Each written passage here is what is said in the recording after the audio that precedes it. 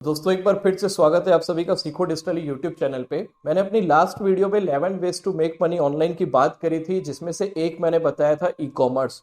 और दोस्तों इसी पे आज आपको बहुत डिटेल में वीडियो मिलने वाली है। ई कॉमर्स बिजनेस से कैसे लाखों कमा सकते हो। कॉफी की ई कॉमर्स ब्रांड बना के आज साल का 90 करोड़ रुपए कमा रहा है। क्योंकि मेरा जो एवरेज जो है वो 5 फिगर्स में मैं अर्न कर ले रहा हूँ। ब्रांड पे इस पे ई कॉमर्स पे अगर आ रहा है आप, तो आपको ब्रांडिंग पे आपको फोकस करना होगा। और आपको शॉर्ट पीरियड में नहीं, आपको 6 महीने 1 साल 2 साल में यहाँ पे कुछ नहीं होता है।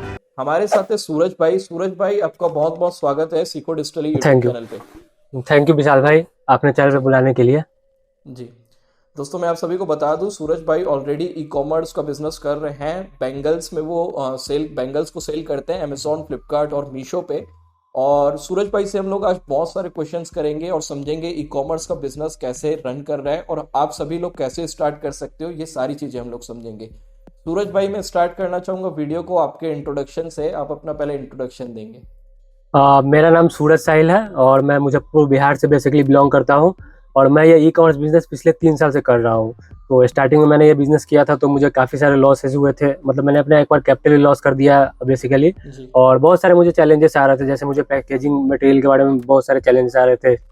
प्रोडक्ट क्वालिटी में मेरे को इशू आ रहे थे कि प्रोडक्ट क्वालिटी में, और भी बहुत सारे मुझे चैलेंजेस आ रहे थे, जो कि मैं पिछले 3 साल से सीख कर फिर उसे मैं अपडेट करते चला गया। जिसके बाद मैं अभी आज के समय में मेरा बिजनेस जो स्टेबल हो चुका है और मैं मतलब प्रॉफिट निकाल ले रहा हूँ अपने इस बिजनेस से। जी सूरज भाई, सबसे पहले तो आप समझाइए कि ये ई कॉमर्स का बिजनेस है क्या। और ई कॉमर्स बिजनेस बेसिकली हम उसे कहते हैं, जैसे कोई भी प्रोडक्ट आप अगर ऑनलाइन जो भी इंटरनेट के थ्रू जो भी आप परचेज करते हैं इंटरनेट के थ्रू, जैसे मैं वो आपको फिजिकल शॉप पे जो फिजिकल शॉप हो गया, तो उसे छोड़ के जो भी आप इंटरनेट के थ्रू अमेजोन से, फ्लिपकार्ट से, मीशो से या फिर कोई भी रैंडमली वेबसाइट से अगर आप परचेज करते हैं, तो उसे हम ई कॉमर्स बिजनेस कर सकते हैं। इलेक्ट्रॉनिक कॉमर्स इसको बोला जाता है। ई कॉमर्स का हो गया इलेक्ट्रॉनिक कॉमर्स, जो कि इंटरनेट के थ्रू जो भी ट्रांजेक्शन होता है। तो सूरज भाई, आप मीशो, फ्लिपकार्ट और अमेजोन और इसके अलावा क्या आप अपनी इसके अलावा हमारा खुद का मेरा खुद का वेबसाइट भी है, lahtiwala.com करके है, जहाँ पे मैं मेरा सिंगल प्रोडक्ट कैटेगरी है बैंगल्स, लैक बैंगल्स में बेसिकली मैं डील करता हूँ, क्योंकि ये हमारे ट्रेडिशनल प्रोडक्ट है जो कि हमारे एरिया में इजीली मुझे अवेलेबल मिल जाते हैं। Okay okay. तो सबसे पहले तो मैं भाई बोलना चाहूंगा कि आपकी अर्निंग्स दिखाओ, ताकि जो लोग ऑडियंस देख रहे हैं ना, उनको मोटिवेशन मिल सके। आपकी अर्निंग्स अभी क्या है? अर्निंग्स जैसे मैं अपना एक ROI के हिसाब से मैं आपको एग्जैक्ट नहीं बता सकता, क्योंकि बिजनेस में हमेशा उतार चढ़ाव आते रहते हैं, ये आपको ही मालूम होगा, क्योंकि यहाँ पे कोई फिक्स्ड होता नहीं है। तो मैं आपको एक एवरेज बता सकता हूँ कि मेरा जो एवरेज जो है वो 5 फिगर्स में मैं अर्न कर ले रहा हूँ। और हम जो अपने ई कॉमर्स बिजनेस से जो है 15% से 20% का जो मैं ROI, रिटर्न ऑन इन्वेस्टमेंट में मंथली बेसिस पे मैं निकाल लेता हूँ।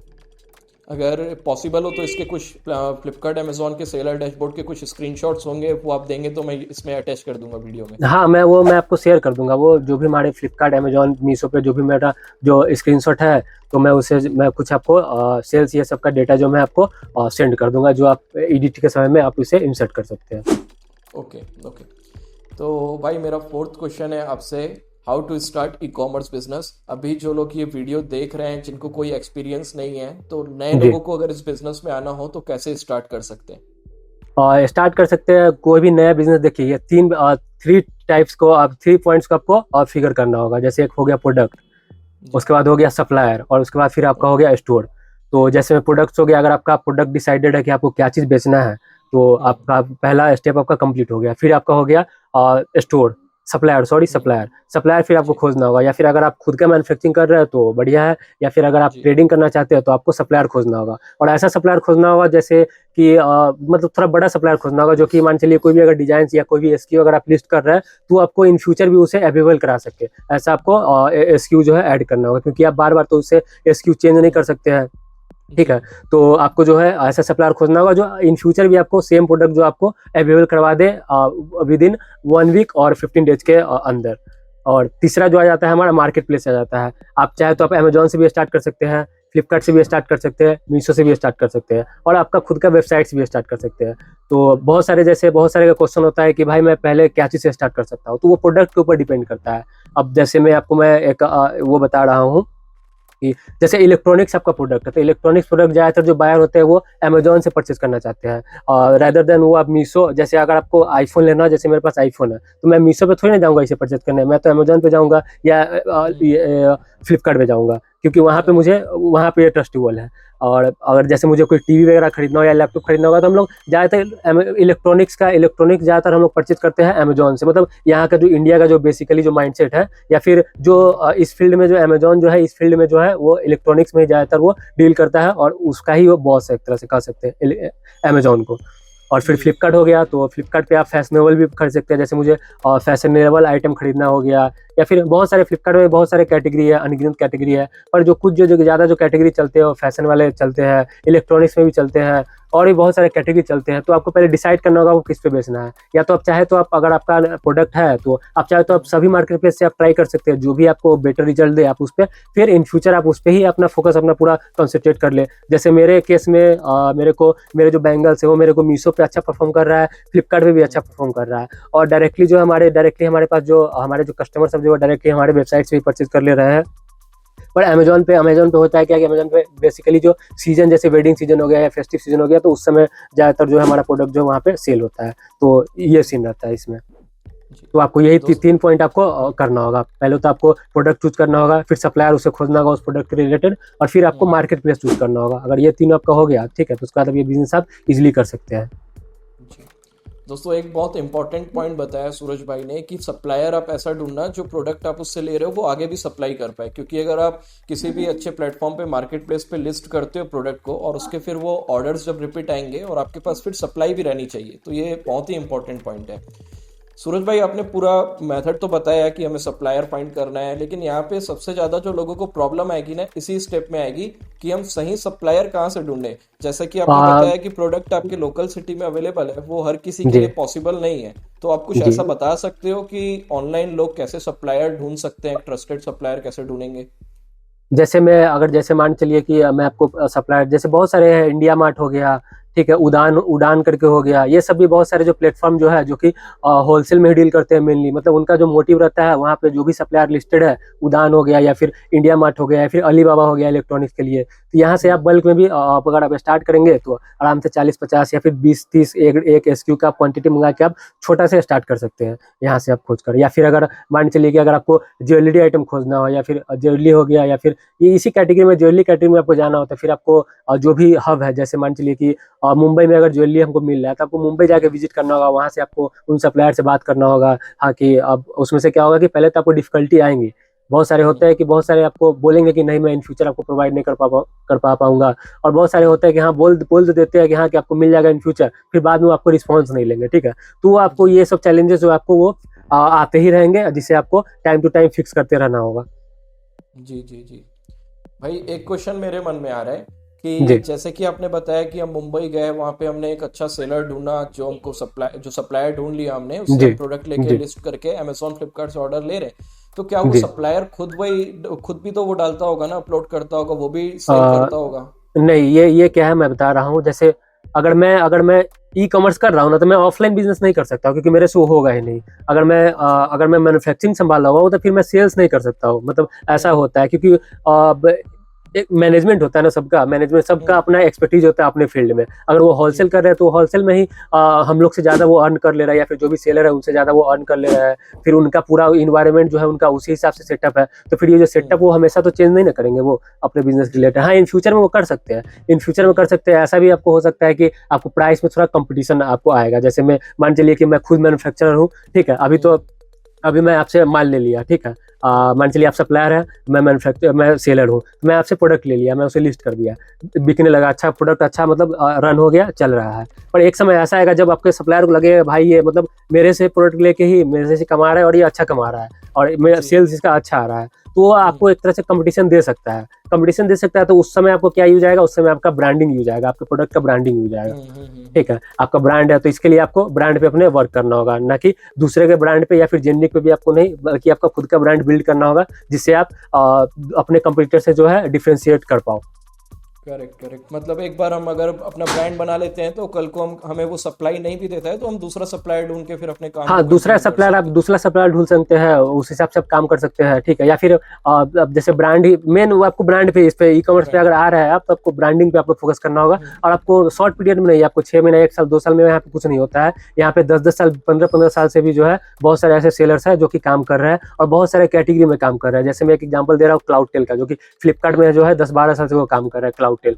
वो मतलब इलेक्ट्रॉनिक्स से लेकर मतलब A to Z आइटम वो सेल करते हैं। उनका जो वेयर हाउस है, उनका बहुत बड़ा वेयर हाउस है, उनका उनका बहुत सारे कैटेगरी है। वो लैपटॉप भी बेच रहे हैं, मोबाइल फोन भी बेच रहे हैं, वो ब्रांडेड शू भी बेच रहे हैं, बहुत सारा चीज वो बेच रहा है क्लाउड टेल, ठीक है। तो और इसमें ये भी होता है, बहुत सारा ये भी होता है कि फ्लिपकार्ट अमेजोन का भी साथ में टाइप भी होता है, जिससे उनको भी विजिबिलिटी वगैरह भी मिलता है। तो ये सब तो खैर, ये सब तो मेरा वो है, मतलब थोड़ा ये ज्यादा हो जाएगा, ये बिगनर्स के लिए नहीं है। ये जब आप कीजिएगा तो फिर आपको मालूम चल जाएगा कि इसमें जो बहुत सारे जो बड़े बड़े जो प्लेयर होते हैं, उनको जो है इन सब जो मार्केट प्लेस है, अमेजोन, फ्लिपकार्ट या मीशो हो गया, ये सब उनके साथ मतलब एक तरह से जो पार्टनरशिप पे रहते हैं, जो कि आपको ऑफिशियली आपको नहीं मालूम चलेगा कि ये उनके साथ है, पर ऑलरेडी वो उनके साथ बैकएंड में वो काम करते रहते हैं वो।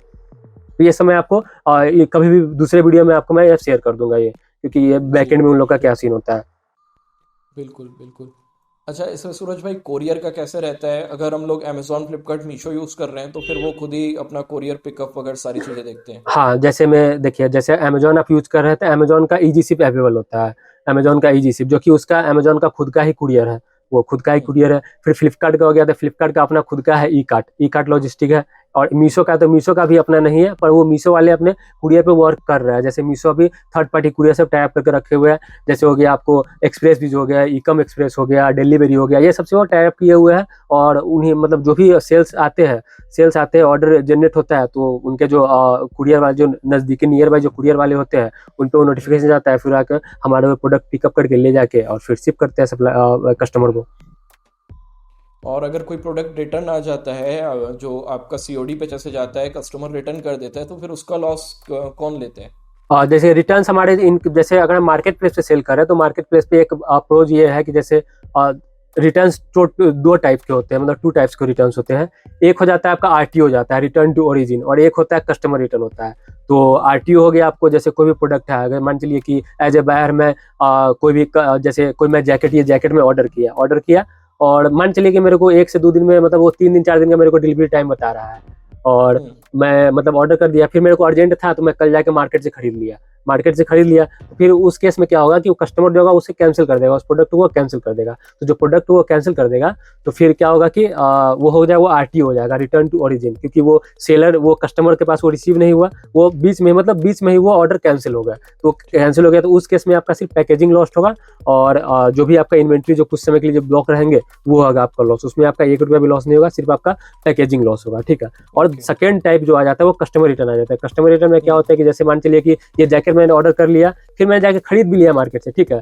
फिर मेरे पास टाइम नहीं मिला, तो मैं मतलब उसे कैंसिल नहीं किया, या फिर मैंने ये भी सोचा कि चलो आता है देख लेते हैं, पसंद आएगा तो रखेंगे, नहीं पसंद आएगा तो मैं रिटर्न कर दूंगा।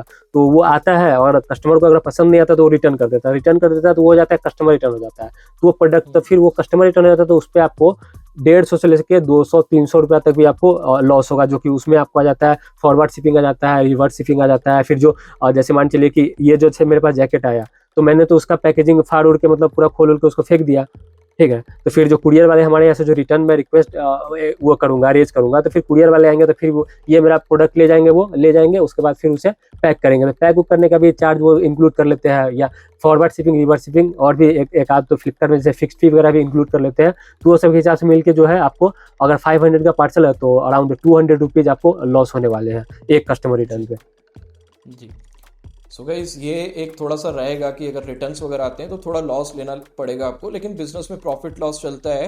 तो ओवरऑल भाई, इसके बाद हमारा प्रॉफिट मार्जिन क्या बचता है? मतलब कि एक प्रोडक्ट के पीछे, जैसे आपका जो प्रोडक्ट कैटेगरी है बैंगल्स, उसमें हम एक एवरेज प्रॉफिट मार्जिन क्या मान सकते हैं? एवरेज जो हमारा, जैसे एवरेज जो है, मार्जिन तो कुछ ज़्यादा नहीं है, पर एक एवरेज मैं बता सकता हूँ आपको हम्म। कि 8 to 10% या 12% के अराउंड जो है हमें एक प्रोडक्ट पे हमें वो प्रॉफिट आ जाते हैं। ओके, ये सारे रिटर्न्स वगैरह को जो भी लॉस है उसको सब हटा हाँ, के हमारा नेट ये प्रॉफिट हटा के आता जो है 8 to 10% का जो है हमें प्रॉफिट मार्जिन वो आ जाते हैं। और बहुत सारे केस में हो जाता है, अगर अगर सेल सीजन है तो जैसे मतलब प्रोडक्ट का डिमांड वाला सीजन है तो डिमांड वाला सीजन में तो खैर अच्छा रहता है, पर जैसे है। अप डाउन हो जाता है, जैसे बहुत सारे में होता है कि उतार चढ़ाव होते रहते थे, कभी सेल अच्छा रहता है तो फिर थोड़ा ज्यादा प्रॉफिट हो जाता है, कभी सेल कम रहता है तो फिर थोड़ा उस हिसाब से थोड़ा कम प्रॉफिट हो जाता है, ये सीन होता है। हम्म, ठीक है। और अभी अगर कोई नए लोग जो स्टार्ट करना चाहते हैं तो फिर इन्वेस्टमेंट कितना रहेगा स्टार्टिंग में? हमें कितना इन्वेस्टमेंट से स्टार्ट कर सकते हैं ई कॉमर्स बिजनेस को? इन्वेस्टमेंट का देखिए, इन्वेस्टमेंट का इसमें हम कुछ कह नहीं सकते इन्वेस्टमेंट का, क्योंकि आपके प्रोडक्ट के ऊपर डिपेंड करता है। अगर आप 20 रुपए वाला हम्म। प्रोडक्ट यूज कर रहे हो, अगर 20 रुपए हम्म। वाला प्रोडक्ट आप अगर ला रहे हो तो फिर आपको उसी हिसाब से इन्वेस्टमेंट और एसक्यू आपको देखना होगा। अगर आप 2000 का प्रोडक्ट ला रहे हो तो इन्वेस्टमेंट का कोई इसमें फिक्स नहीं है, अब वो आपके प्रोडक्ट के ऊपर डिपेंड होता है कि आपका प्रोडक्ट कैसा है, आप किस रेंज में का किस रेंज के प्राइस में आप डील करना चाहते हो, प्रोडक्ट प्राइस में आप डील करना चाहते हो, वो उस पर मैटर करता है वो। Correct, correct. और हमारे पास क्या मशीनरी की रिक्वायरमेंट होगी? जैसे लैपटॉप हो गया और कुछ मशीनरी की रिक्वायरमेंट?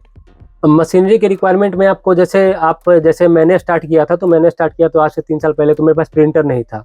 तो जो भी हमारे ऑर्डर्स आते थे तो मैं जैसे अगर आज मुझे ऑर्डर्स आ गए तो आज मान चलिए मेरे को 10 ऑर्डर आ गए, तो फिर मैं उसे क्या करता था कि उसका पूरा मैं पीडीएफ डाउनलोड करके व्हाट्सएप पर रख लेता था, और अपने लोकल जो प्रिंटर वाले थे उनको मैं फॉरवर्ड कर देता था, वहाँ से मैं अपना प्रिंट निकाल के ले आता था। क्योंकि मेरे को उस समय में मतलब मैं उसमें 20,000 रुपया क्यों फंसा दूँ, क्योंकि उस समय मेरे पास कैपिटल भी कम था। तो हम्म। इसके लिए तो स्टार्टिंग में तो मतलब मैं अपना एक्सपीरियंस बता रहा हूँ। हाँ, अगर आपको उस समय मैं टेस्ट कर रहा था, ठीक है। हम्म। हाँ, अगर आपको अगर करना ही है पूरा तो आप खरीद सकते हैं, 15-10 हज़ार 15 हज़ार में वो प्रिंटर आ जाते हैं, और बाकी आपका डेस्कटॉप हो गया या पीसी हो गया, बस ये दोनों से आप स्टार्ट कर सकते हैं। बस हमारा एक डेस्कटॉप का और एक प्रिंटर का और एक इंटरनेट हाँ, कनेक्शन, इतने से ही हम बाकी जो हमारा बस। प्रोडक्ट के ऊपर है इन्वेस्टमेंट दो। जी जी, वो प्रोडक्ट के ऊपर ही पूरा जो वेरी करता है। ठीक है भाई। एक और क्वेश्चन था कि जो हम पर्सनल वेबसाइट जैसे आपने बताई तो उससे भी आपको ऑर्डर आते हैं?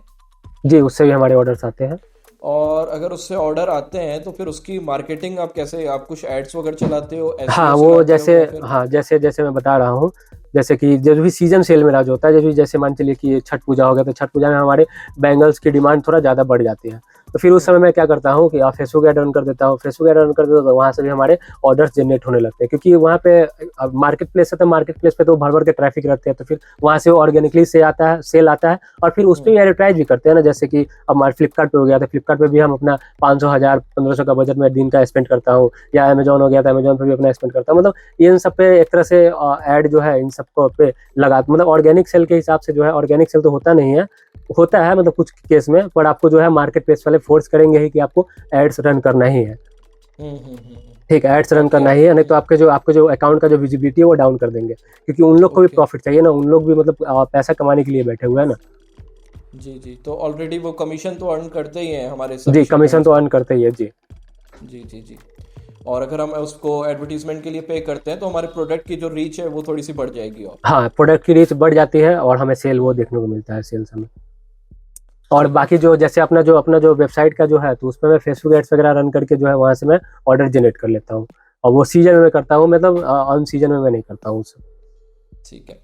दोस्तों, अगर आप वेबसाइट बनाना चाहो तो यूट्यूब पे वैसे आपको बहुत सारे वीडियोस मिल जाएंगे पर्सनल अपनी ई कॉमर्स वेबसाइट कैसे बनानी है। और अगर आपको बनवानी हो डेवलपर से तो मैं डिस्क्रिप्शन में नंबर दे दूंगा, कॉन्टैक्ट नंबर, आप वहाँ पे कॉन्टैक्ट करके भी अपनी ई कॉमर्स वेबसाइट बनवा सकते हो। सूरज भाई, मेरा अगला क्वेश्चन है आपसे, इसके लिए जो प्लेटफॉर्म है अमेजोन, फ्लिपकार्ट और मीशो, इसके लिए क्या डॉक्यूमेंट्स की रिक्वायरमेंट्स होंगी हमें स्टार्ट करने के लिए? आप आपके पास बेसिकली जीएसटी नंबर होना चाहिए, और आपके पास एक करंट अकाउंट होना चाहिए, इससे आपको अमेजोन फ्लिपकार्ट मीशो पे आप जी। इजीली साइन अप कर सकते हो। एक और एक कैंसिल चेक भी लगता है, जिसपे आपको चेक पे जो है कैंसिल लिख के आपको अपलोड करना करेंट होना अकाउंट। होता होगा। और फिर ट्रेडमार्क, अगर आपके पास ट्रेडमार्क है तो बढ़िया है कि ओके। आपका जो लिस्टिंग जो है दूसरे से जो है ब्रांडिंग के थ्रू हो जाएगा। जैसे मान चलिए आपके पास ट्रेडमार्क नहीं है तो आपका जो भी ओके। लिस्टिंग होगा जेनरिक में जाएगा, जेनरिक में वो काउंट होगा, और कोई भी दूसरा भी उसे मैप कर सकता है। पर अगर आपके पास अगर ट्रेडमार्क है तो वो जेनरिक में नहीं जाएगा, वो आपका ब्रांड नेम वहाँ पे शो होगा, और वो दूसरा भी कोई भी सेलर जो चाहे अगर हम मुझे इस पे मैप करना है तो वो मैप नहीं कर सकता है। ट्रेडमार्क है कि ये प्लस पॉइंट है। तो आप बेसिकली आप अगर आप स्टार्ट कर रहे हैं तो आप जीएसटी और अकाउंट नंबर से आप साइन अप जी कर सकते हैं, बस जी। ज़्यादा का कुछ रिक्वायरमेंट है नहीं इसमें, और साइन अप करके आप सेल कर।